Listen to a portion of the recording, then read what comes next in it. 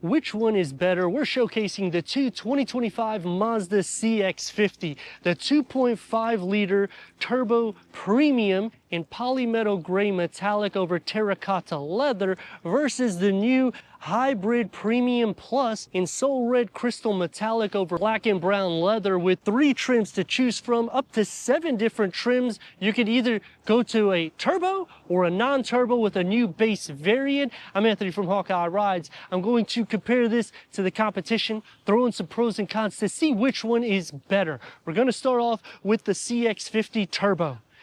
7 different trims. Your clearance will go as low as 8.2 inches and up to 8.6 inches. With the Meridian Edition adding a graphic on the hood, you'll have the platform for the roof rails, the rockers will flare out, LED headlights, daytime runnings, and steering response when you go into the premium trim that will integrate into the honeycomb design with the glossy black and a chromed out badge. The lower will get the matte black and the satin aluminum. The air pocket on the side, it's going to look the same as the hybrid, except you're going down to 7.8 inches of clearance. The same LED headlights, daytime runnings, and steering response lighting, but now we're getting the matte black on the lower, and the engine configuration will be completely different. With the turbo, we have the Skyactiv G 2.5 liter 4-cylinder turbo. That's pumping out 256 horsepower, back with 320 pound-feet of torque, paired to the Skyactiv Drive 6-speed automatic transmission, achieving 23 mpgs for the city, 29 mpgs for the highway. Now the non-turbo variants will get better mpgs, but it's not going to give you 13 mpgs more to the city and 8 mpgs more to the highway. Underneath the hood of the hybrid receives a 2.5 liter hybrid engine with a combined of 219 horsepower and 163 pound-feet of torque, paired to an electronically controlled variable transmission or an eCVT transmission, achieving 39 mpgs for the city, 37 mpgs for the highway. And when you're looking at pricing between the two, they're basically right at the same, because this is not the top of the line for the turbo. You're going to save about $2,000 when you're getting the hybrid trim. 19-inch wheels with a 17-inch wheel standard, hybrid on the side panel, and you'll have the flared out fenders. The rockers get the matte black, towing up to 1,500 pounds. But when you go into the Meridian Edition, that unlocks up to 3,500 pounds of towing, which is what we have here, and it goes down to 2,000 pounds of towing with the non-turbo variant, which is still going to be more than the hybrid configuration. 17-inch wheels is base. Meridian Edition gets 18-inch wheels, 20-inch wheels here, and it goes to the top trim. Now, a lot of times in the comments, I get the question, the sticker for the turbos say different horsepower, because it says 227 horsepower with 310 pound-feet of torque. That's because you're not using premium fuel. When you use premium fuel, you unlock 256 horsepower and 320 pound-feet of torque. So it is a huge difference in the drive. Plus, when you're comparing against competition, this is the best in class with performance numbers, but a con to me is the way they do their trims. I mean, 7 trims is a lot. There's really only 4 for the non-turbo, 3 for the turbo, and then when you go into the hybrid, another 3 trims, which ultimately, when you get into certain trims, you don't really have to go into the top tier, because you're only unlocking maybe 2 or 3 more features. The Turbo Premium is going to have combination LED taillights, dual exhaust outlets with a reverse camera, and you're noticing the hybrid gets smaller dual exhaust outlets, but I like that we still have them, and now we're bringing competition to Hyundai. We're actually still bringing competition to Mazda, because we still have the CX-5, which is hopefully going through a refresh for 2026. And if they put the hybrid powertrain that's out of Toyota in it, I mean, it's a solid vehicle. Mazda has a great suspension layout, a smoother drive than Toyota. It's more quiet in the cabin, unless you take the box to the Meridian Edition, because you're going to have some off-road or all-terrain tires, so you'll hear that a little bit more so in the interior. But when I'm pairing it with a Toyota powertrain getting this great of MPGs, I mean, there's no need to option a RAV4, because now you have a more sporty drive. Which one would I choose? I would go to the turbo, because it just unlocks a lot more of those everyday necessities that I need. But if you're not looking for payload and towing capacity, by all means, go for the more MPGs. The hybrid power liftgate going into 29.2 cubic feet of storage. which is 2.2 cubic feet less than the non-hybrid. You have a 12-volt charger, LED interior lights, a couple areas here on the side. Underneath the floor gets a spare tire. The best part about these vehicles, you can split fold the rear bench in the back at a 60-40 split.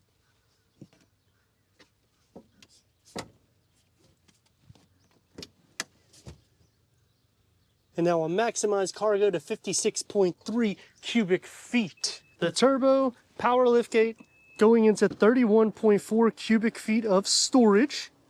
You have a couple of nooks here on the side that you could put a little bit more in the depth with a 12-volt charger, LED interior lights, bag holders on all parameters. Underneath the floor gets a spare tire, and you can split the rear bench in the back by pulling these tabs at a 60-40 split, maxing cargo to 56.3 cubic feet. The key fob to the CX-50 is going to be the same whether you go turbo or hybrid. Going into 10-way power seat adjustment for the driver, 6-way power seat adjustment for the passenger, leather front seats. That's going to start on the Premium Plus. Otherwise, it'll be a leatherette mix. Heated front seats, ventilated front seats, memory for the driver. Leather starts on the S Premium Plus. And it's going to be sporty, carrying on the terracotta cross stitch. And the air vents keep it sporty on the passenger side with 8 speakers that's standard on the Preferred. The S Premium will add the 12 speakers through Bose. All trims will have the 10.25 informational display. Let's fire it up.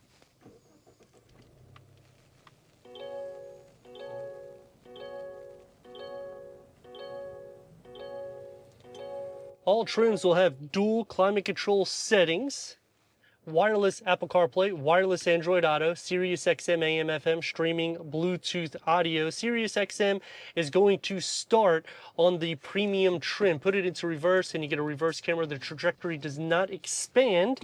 And you'll have a storage compartment there with a 12-volt right here. Leather around the shifter and the steering wheel. It's heated and multi-function. You get the paddle shifts. The gauge cluster is a 7-inch informational display that can go through an array of different content for the driver. The MI modes, you can change from sport, normal, and off-road. And I like that they give this little graphic around the odometer. It just makes it feel a little bit more sporty with the glossy black that's going to surround everything, the rotary knob for the infotainment screen, and to turn on the sound system. There isn't any pass-through. This is soft to touch. It opens up into a medium-sized storage pocket with 2 USB ports. Wireless charging pad starts on the Preferred trim. Leg space, they do a good job carving it out. Auto-dimming rear view mirror with the home link and a large panel moonroof. Headroom. And check out the door and dash configuration. You get the stitch work, you get the air vents that bulge out so it has that sporty driver style. Soft to touch everywhere with one touch up and down with a long storage pocket. For the CX-50 Hybrid, it's going to be the same for the door panel configuration, the Bose upgraded sound system, and that sporty vibe that comes into play. Everything is literally the same, except you only have 3 trims to choose from here, opposed to 7 different trims. And the other thing about this is if you go into the Premium, you'll get every single feature that's in this. The Premium Plus is only going to add this, which is your home link and traffic recognition.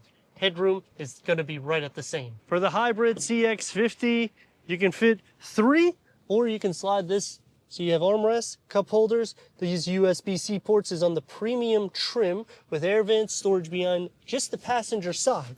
Door panel is going to be stripped of the pattern, so it's a little bit more bland, but you get soft materials and about the same size storage pocket sitting behind me as a driver. Leg space and knee space, you're good, and headroom, there isn't any compromise, even with the pano, the way it's designed. Sliding into the center, there is a hump in the floor. You're going to be sharing some feet space, butt, leg, and shoulder space, and if the seat is back, it doesn't matter whether you're in the hybrid trim, turbo trim. The S Premium adds the pano as well as these 2 USB-C ports, heated rear seats. It's going to be a little bit tight as you're noticing, butt, leg, and shoulder space. Sliding over so you can see it has the same exact cup holders and armrests and the same leg space as well as the same door storage capacity. So which one do you think is better? Starting off with the hybrid, which has 219 horsepower combined, 163 pound-feet of torque. So Toyota powered, but ultimately you're getting everything backed with Mazda. So I do like that, because now we're getting the suspension, we're getting the soft materials, there's just a lot more going into it. But then when you go into the turbo variant, I mean, nearly 260 horsepower, 320 pound-feet of torque when you use premium fuel. That itself is crazy compared to a 6-speed automatic transmission instead of an ECVT transmission. But when you're going hybrid, what are you looking for? MPGs, a practical drive. That's what you're getting, but it's going to be smoother and quiet. That's what we're going to see.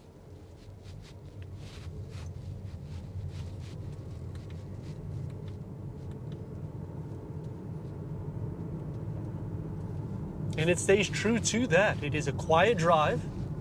Visibility is still good. You're nearly 8 inches, which is awesome. Because typically with these smaller vehicles, especially when you get into a premium luxury line, even though it's not in the same category as Acura and Infiniti, it could be there, but they don't give you the warranty. That's really the issue that comes into play.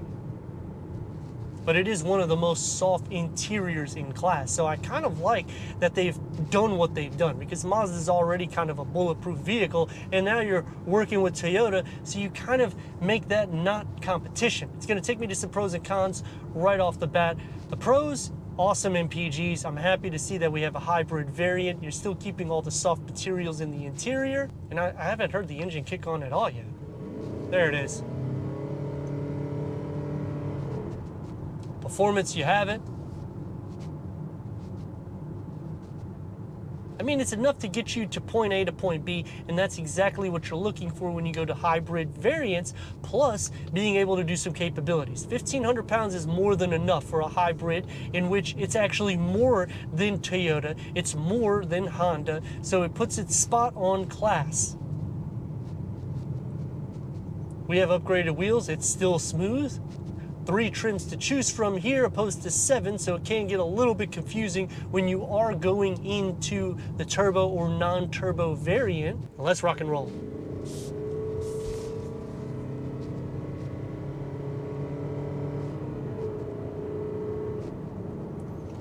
I would say that is one of the big problems that I have with this vehicle, is when you are mashing on the gas, you will hear the engine. It sounds similar to like a lawnmower. They could have added a little bit more sound deadening, but then I'm looking at the price.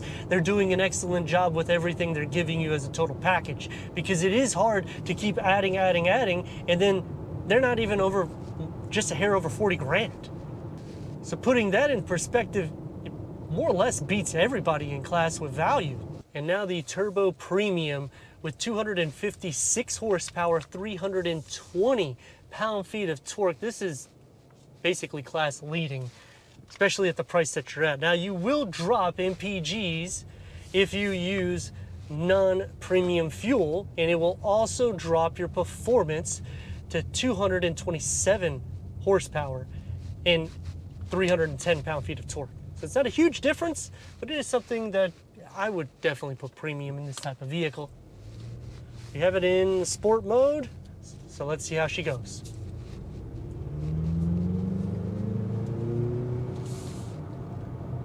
The drive is there. You can feel it when you're taking some bends in the road. You have a good suspension setup.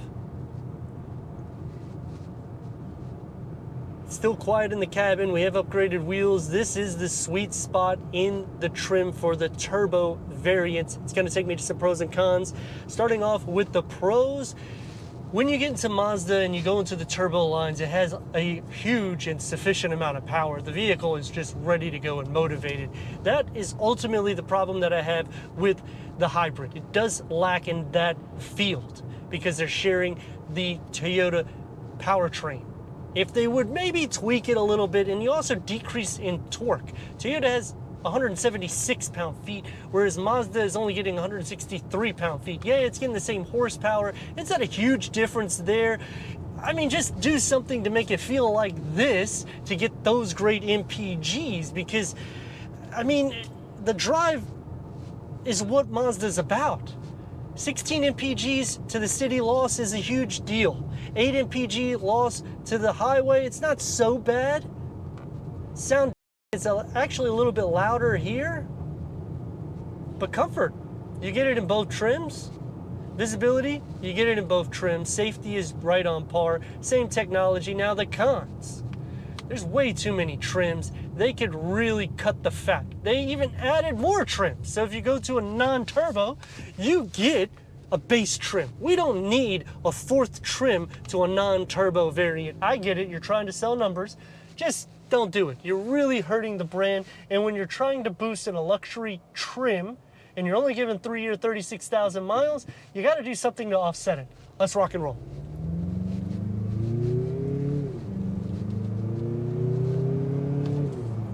And that's what you get with the turbo. It offsets everybody in its class because you're not going to have the same fun or wow factor going into Honda, Hyundai, and Kia. Toyota, they don't have something that's going to be as playful. Taking me back to some more cons though, I do not like where the wireless charging pad is. Obviously you get used to it, but every vehicle more or less puts it in front of the cup holders. Plus the USB-C ports, you have to open the center cluster in order to use them. There isn't any pass-through. Storage lacks in the center, in the door pockets, even behind the seats. But in this trim, it's just a lot more exciting. And you could also tell that by the way I feel. And you're not getting the same when you go to the hybrid. When you're paying about the same amount of money, you do need to start looking at the MPGs. So I can understand people saying, I just want to take the hybrid and just be done with it. But it's not as true to the heritage of the turbo. Maneuverability, the steering has a little bit of weight to it, but that's in all the Mazda trims. But what you're not getting with the hybrid is the fun that gets unlocked with the turbo. But let me know your thoughts in the comments, and if you're new to the channel, consider subscribing. Check out the next video, membership, live stream, website, merchandise, TikTok, and Instagram. Leave a comment and a like, and I'd like to thank Coast Mazda for giving us these two 2025 Mazda CX-50s, the Turbo Premium versus the Hybrid Premium Plus for our car comparison review.